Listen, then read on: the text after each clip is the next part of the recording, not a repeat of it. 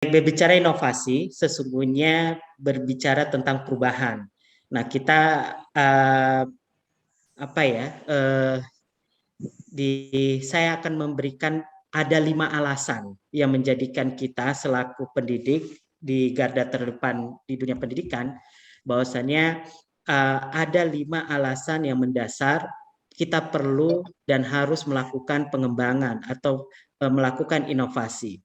Ya setidaknya secara konseptual, secara konseptual dan pendekatan ilmu, kita istilahnya mengenal, selalu kita pernah mengenal istilah teori ambak, Bapak Ibu ya. Apa manfaat bagiku? Jadi kalau kita mengetahui apa yang menjadi manfaat terhadap sesuatu yang kita lakukan, tentunya akan membangkitkan minat, motivasi, dan kekuatan kita dalam mencapai satu tujuan tertentu. Begitu juga dalam mengembangkan inovasi. Nah, dalam inovasi tentu kita harus memiliki sebuah konsep yang kita tanamkan, kita hadirkan agar inovasi itu bisa menghasilkan sebuah inovasi yang terbaik. Jadi tidak hanya sekedar kadang kita melakukan tapi kita antara yakin dan tidak yakin dengan landasan terkait dalam inovasi yang kita kembangkan. Tidak dipungkiri belakangan banyak juga yang menentang pengembangan metodologi pembelajaran yang dilakukan di dunia pendidikan. Bahkan bagi kelompok-kelompok tertentu hanya merujuk kepada di masa yang lalu.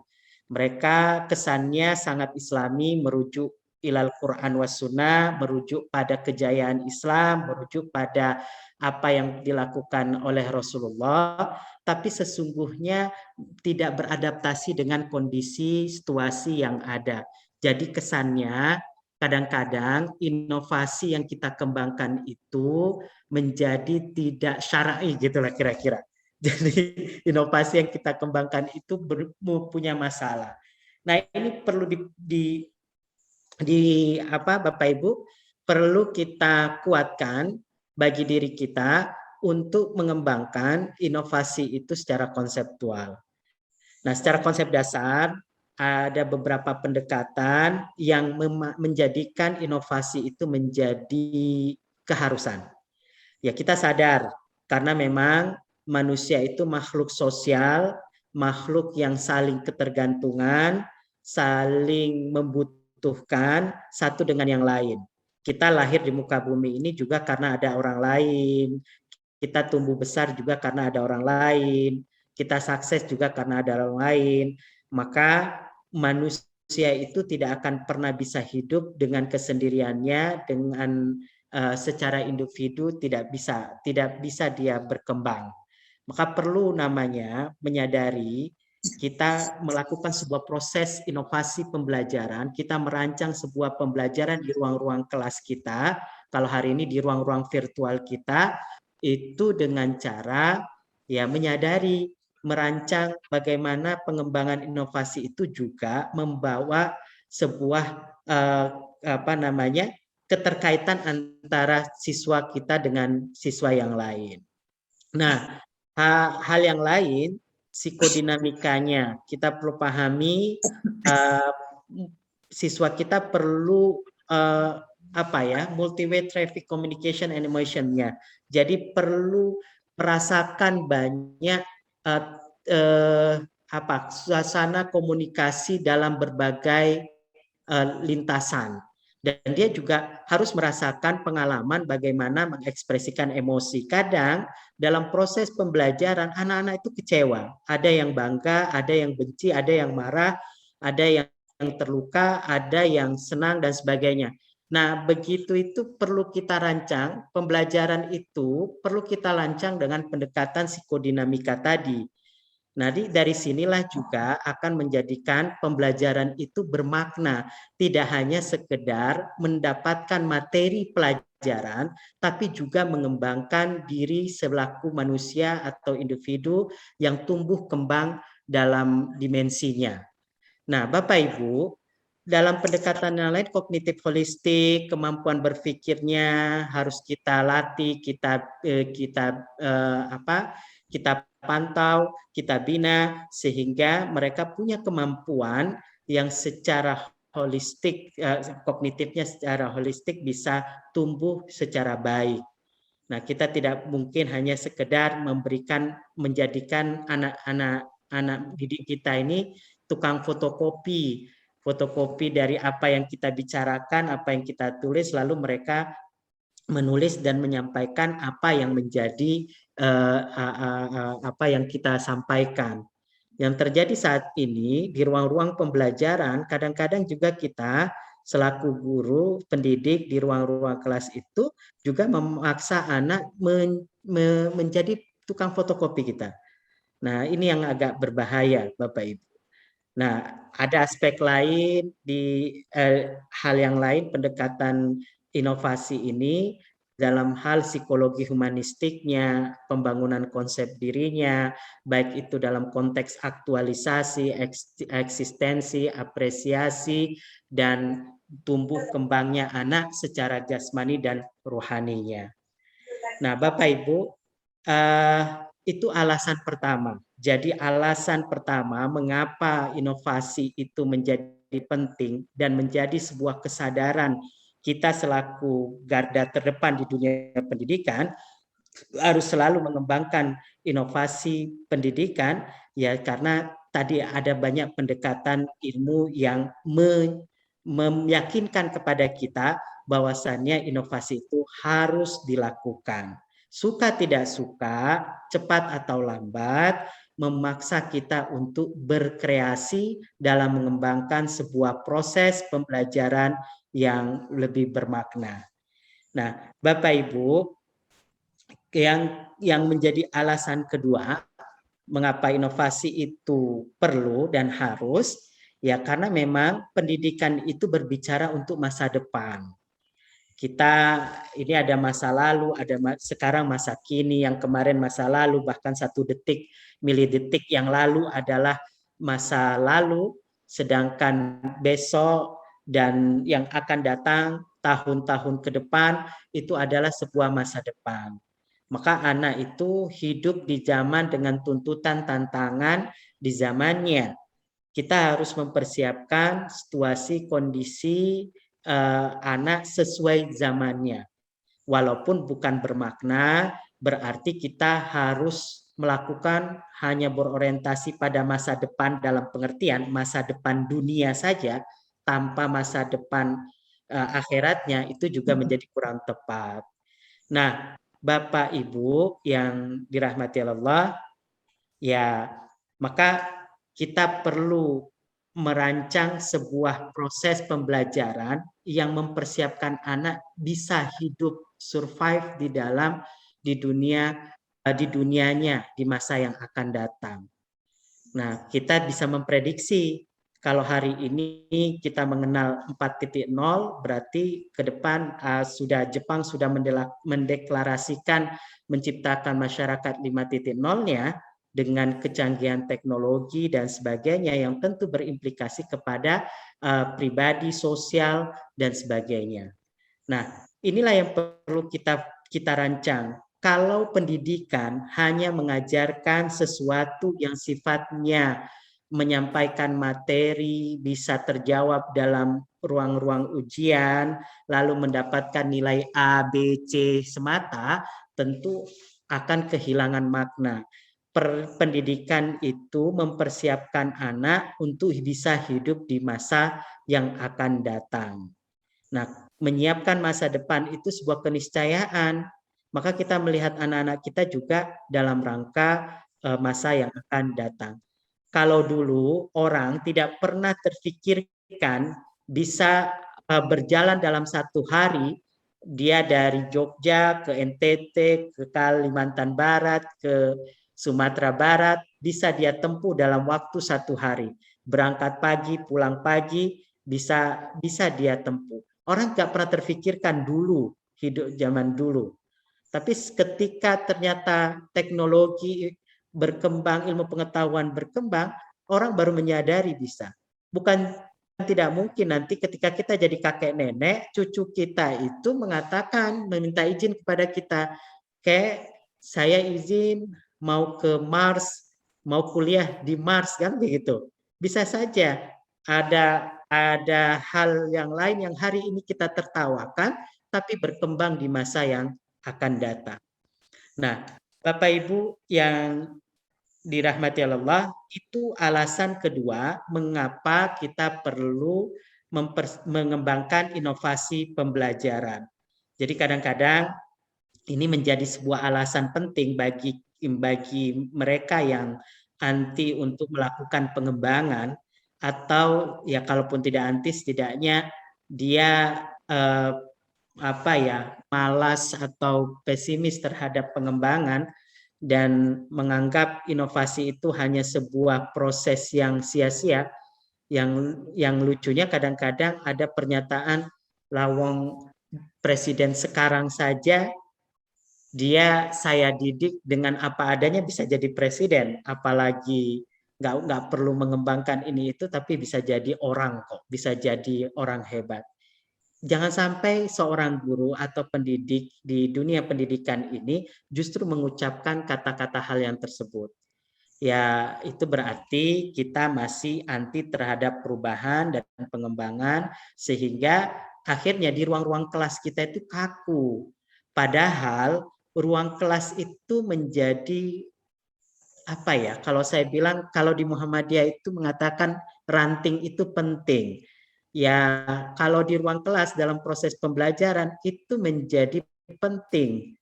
Ingin merusak, memperbaiki suatu bangsa itu di ruang-ruang kelas. Nah, siapa di ruang kelas? Ya, kalau tidak kita selaku pendidiknya, gurunya, terus siapa lagi yang berperan?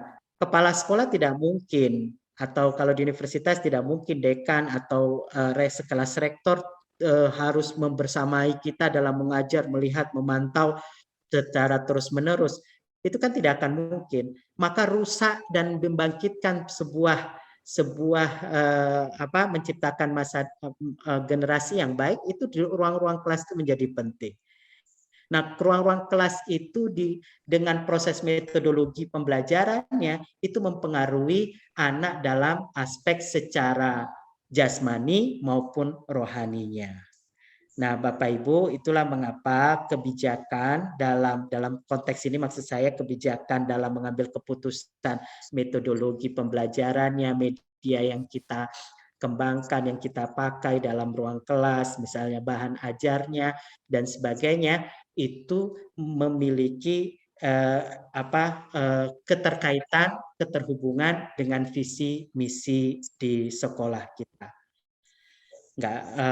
Agak aneh jika kita punya buku pelajaran yang gambarnya tidak Islami, padahal lembaga tersebut menyatakan sebagai institusi Islam, yang Islam rujukannya kepada sudah ada tuntunannya, sudah jelas tuntunannya, rujukannya, tapi justru dia mengembangkan sebuah bahan ajar yang tidak mencerminkan atau tidak sejalan dengan misi keislaman itu sendiri.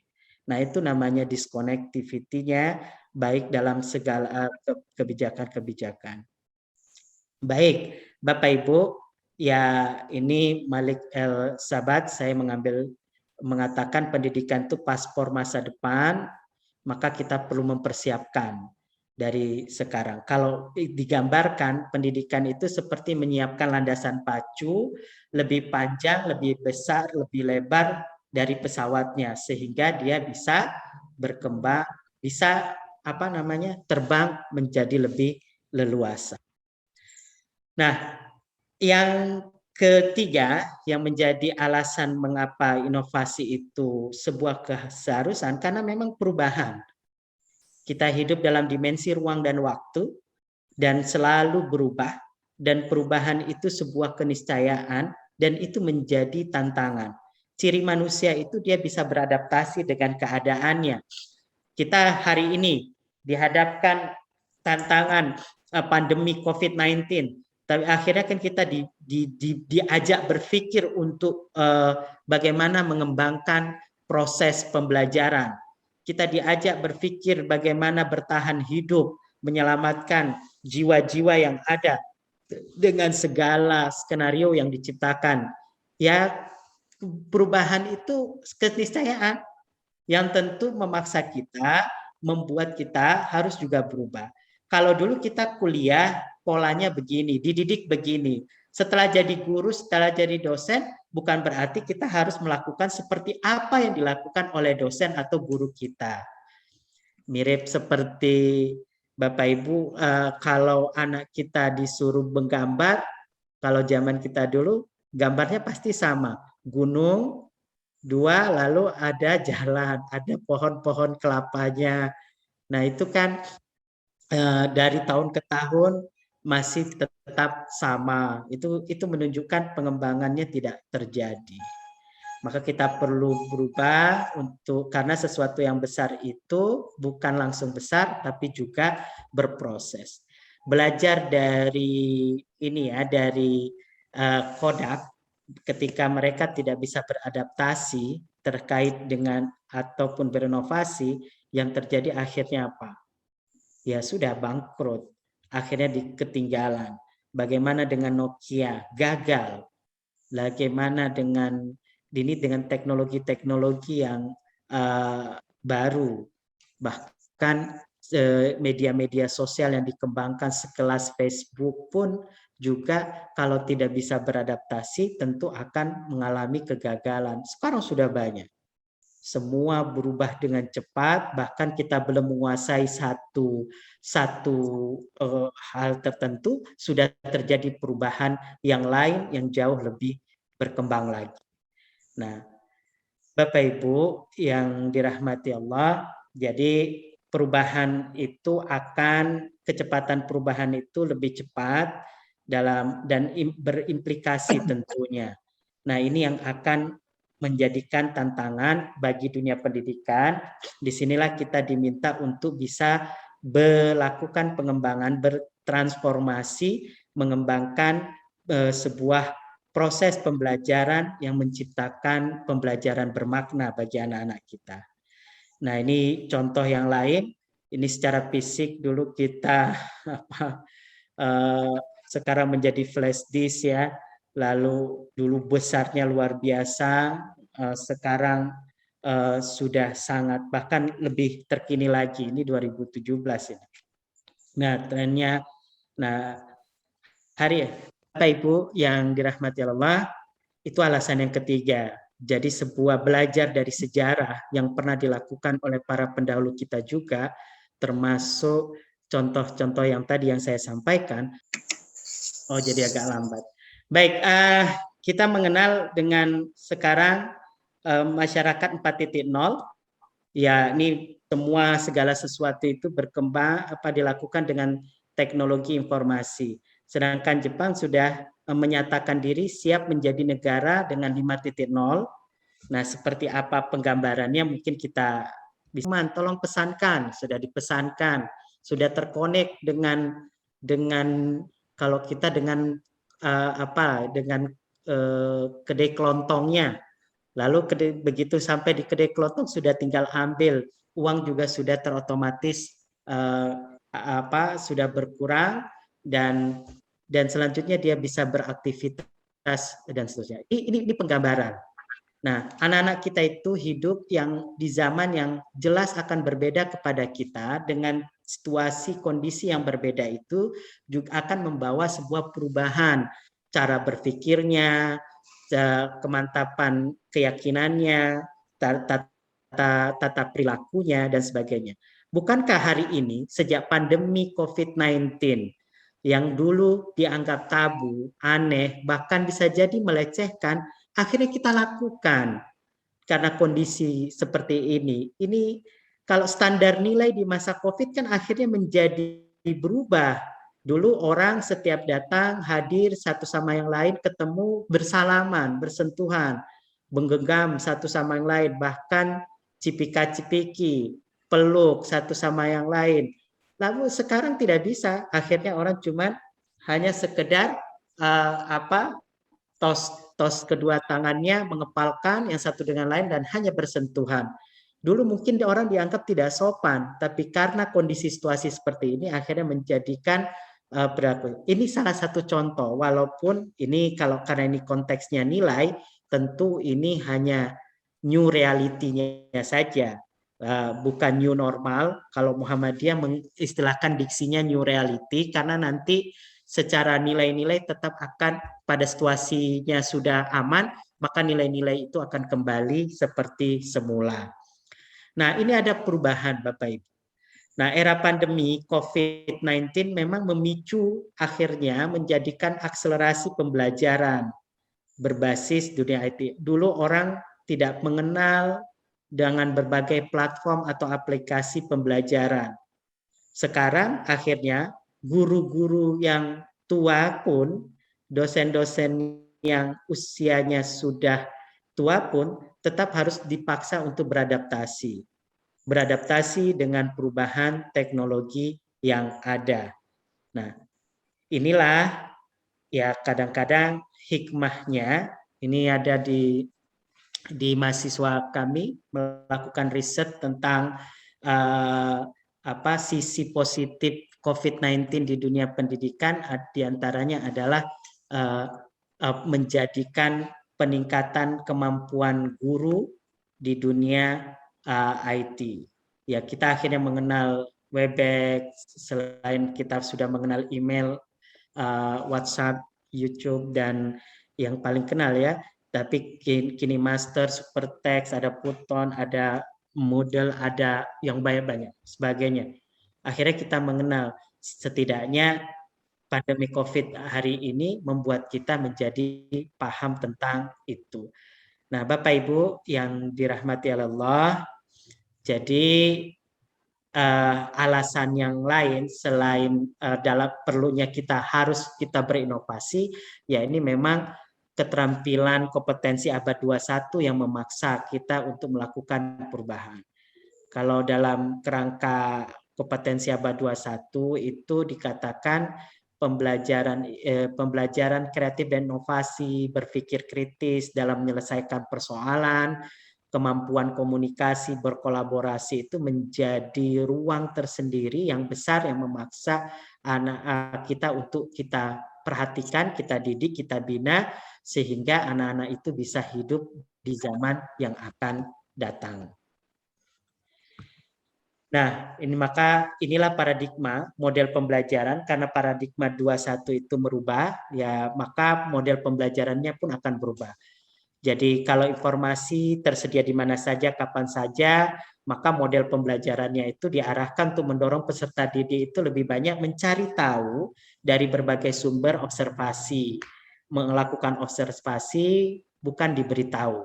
Secara komputasi lebih cepat memakai mesin. Model pembelajaran diarahkan untuk mampu merumuskan permasalahan, kemampuan dia menanya, menganalisis, bukan hanya sekedar menyelesaikan persoalan, tapi juga mengembangkan sebuah pertanyaan, daya rasa ingin tahunya yang dia selalu menanya sehingga menjadi manusia pembelajar sejati. Dan lalu otomasinya dan model pembelajarannya diarahkan melatih berpikir analitik dan bukan berpikir yang sekedar mekanistik saja.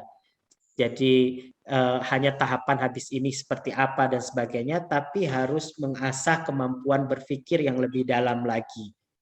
Nah, ciri abad 21 yang lain adalah komunikasi dari mana saja, kemana saja, seperti yang saat ini kita lakukan juga.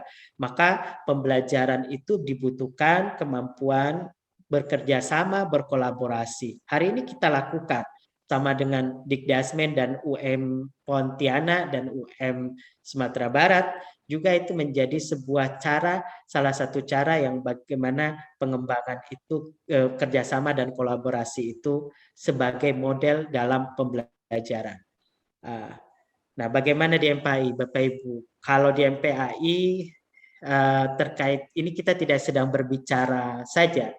MPAI itu punya, tadi sudah diantarkan oleh Pak Wakil Dekan Pak Arif Rahman, kami itu punya jawaban atas pembumian ilmu pengetahuan. Kami menjadi bagian pemberi solusi di dunia pembelajaran PAI. Kami juga konsisten dalam mengembangkan inovasi pembelajaran berbasis riset. Kami juga merancang paradigma inovasi pada mahasiswa kami di MPAI. Dan kami juga memiliki kurikulum yang terintegrasi dan pengembangan inovasi. Ini juga apa yang dinyatakan oleh Pak Suyadi tadi di pembuka. Maka kami di MPAI banyak karya sudah banyak ratusan HKI. Bahkan di semester ini saja sudah 5 paten yang diciptakan dari kalangan mahasiswa dan dosen. Maka tentu Bapak Ibu, inovasi itu menjadi sebuah keharusan yang suka tidak suka, cepat atau lambat, memang kita disuruh untuk bisa melakukan itu. Nah, Bapak Ibu, inilah singkatnya dari saya. Nanti selanjutnya, oh ya ini sedikitlah terlepas dari apa yang kita bicara ala kulli hal ini, semua Bapak Ibu, saya mengambil Bill Gates ya, mengatakan teknologi itu hanya sebatas alat untuk menstimulasi anak-anak sehingga dengan alat tersebut mereka bisa bekerja sama, tapi sejatinya guru lebih penting. Nah, memang walaupun teknologi itu secanggih-canggihnya, tapi kan dia bukan manusia. Dia tidak ada cinta, tidak ada rasa sayang, tidak ada rasa empatik. Maka guru itu tidak akan pernah tergantikan sejatinya. Ya buktinya kondisi COVID begini disadari, selain karena orang tua juga nggak bisa untuk mengajari anak secara utuh sepenuhnya, tapi memang ya walaupun teknologinya kita pakai, ya hari ini kan kita tidak teknologi tidak kasih cinta, tidak rasa sayang dan sebagainya. Nah, ini sebagai pembuka meyakinkan kepada kita semua, memantapkan kepada kita semua bahwasannya berkaryalah, berinovasilah, karena memang inovasi itu ada landasannya. Karena inovasi itu sesungguhnya sesuai dengan kebutuhan dan tuntutan, tantangan, baik itu di masa yang akan datang maupun yang dibutuhkan oleh individu siswa kita juga, dan termasuk bagi diri kita. Mungkin